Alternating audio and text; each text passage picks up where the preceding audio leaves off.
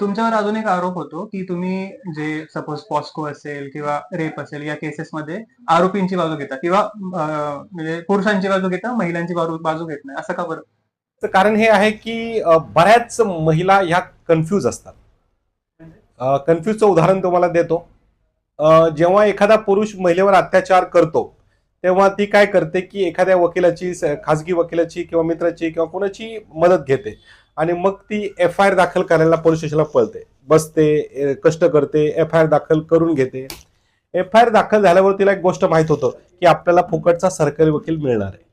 ज्या माणसाने आता पण त्यांची मदत केलेली असते ती त्यांना बाय करते, ती कन्फ्यूज असते. माझ्याकडे पैसे आहेत नाही आहेत किंवा ती केस लढा मी कोणाला देऊ नाही देऊ असं त्याच्या डोक्यात चाललेलं असतं. मग त्यानंतर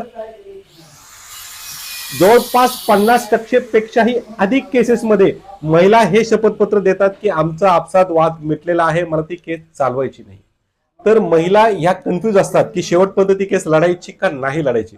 परंतु पुरुषांचं तसं नसतं, एकदा निर्णय घेतला की ते शक्यतो मागं हटत नाही.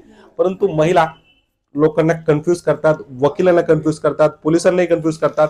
बऱ्याच महिला, मी म्हणत नाही प्रत्येक महिला नाही, परंतु बऱ्याच महिला त्या केसेस मागे घेतात.